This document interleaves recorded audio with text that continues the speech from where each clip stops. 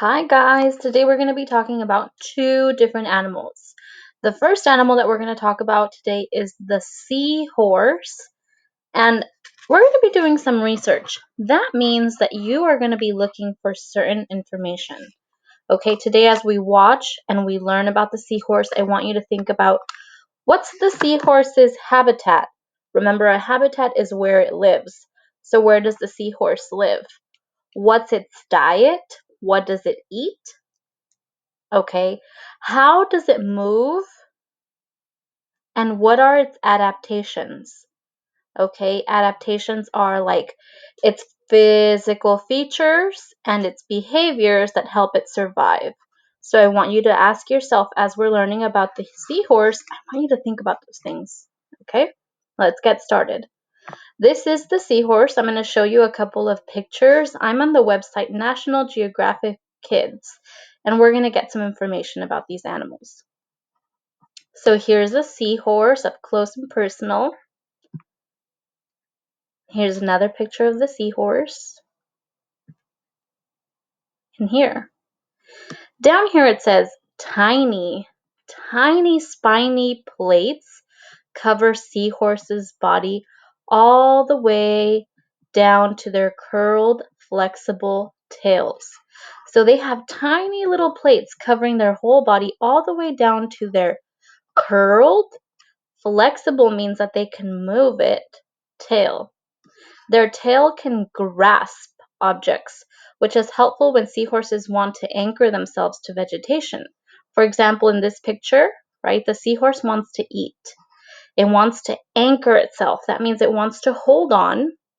So it uses its tail to hold on so that it can eat. Do you think that's a physical feature or a behavior that will help it survive? Let's see. Seahorses are tiny fishes that are named for the shape of their head, which looks like the head of a tiny horse. There are at least 25 species of seahorses. That means there's like 25 different kinds of seahorses out there. Okay, a common name is the seahorse. Its scientific name is, are you ready? It has a really cool scientific name. Hippocampus. Hippocampus. The type of animal they are is a fish. Their diet is carnivore. If you speak Spanish, you know that carnivore sounds a little bit like carne. Carne is meat, right? So if an animal is a carnivore, then they eat meat. So the seahorse eats meat. Okay, and they live up to be 1 to 5 years old. You'll find seahorses in the world's tropical and coastal waters. So where do they live, guys? Remember, that's one of the things we need to think about. They swim with seaweed and other plants. Seahorses use their dorsal fins, that means their back fins, to slowly propel forward. To move up and down, horses adjust the volume of air in their swim bladders, which is an air pocket inside of their bodies.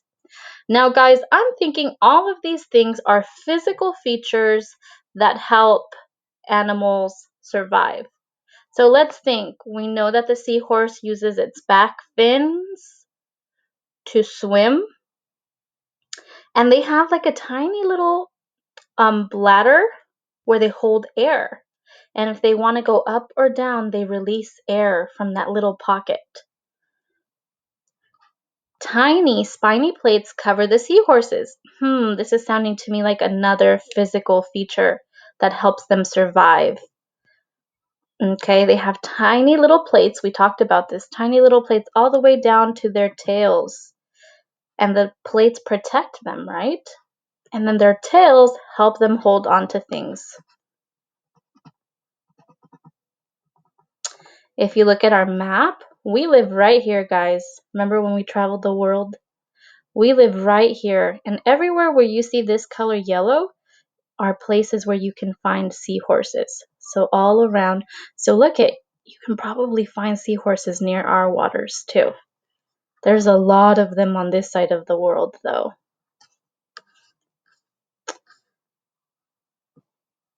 A female, that means a girl seahorse, can lay dozens of eggs, sometimes hundreds of eggs in a pouch on the male seahorse's abdomen. Okay, so the seahorses kind of have like a little pouch like the kangaroos where they put the eggs.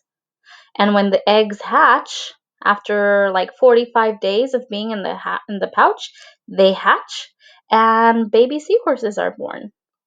They're about the size of a jelly bean when they're born. Okay. All right, now I'm going to show you a video. And now it's time for some more amazing animals. Number 3, the amazing seahorse. Of all the Earth's creatures, the seahorse has to be one of the most magical and beautiful. Ooh, did you hear that? Let's not get too excited.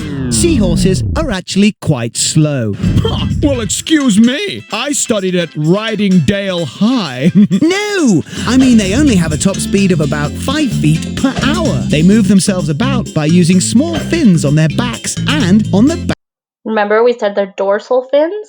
Those are the ones that help them swim. of their heads. These fish get their name from the ancient Greeks. Hippocampus. Hippo equals horse. Campus equals sea monster. You can find them in lots of places where the seawater is warm all around the world. Seahorses are among the only species on Earth where the male actually gives birth. Sometimes up to 1,500 babies. Quiet! But please don't confuse them with a rocking horse. Hey, who says I don't like to rock? Oh, yeah! The seahorse. What an amazing animal. All right. So that's all the information we have. Oh, look, there's another fun fact. Seahorses can move their eyes independently of each other. So you see, when we move our eyes, if we move one eye this way, the other eye automatically moves. If we move one eye up, the other eye automatically moves up. But seahorses can move one eye this way and one eye that way, or one eye this way and one eye that way, so their eyes don't move together. Do you think that might help them survive somehow in the ocean? How? How do you think that would help them survive if they could move their eyes in different directions? Think about that. Okay, so now we're going to get ready. I want you to think about all the things that you learned about the seahorse, and then we're going to get ready to learn about the shark. All right, I'll see you in a bit.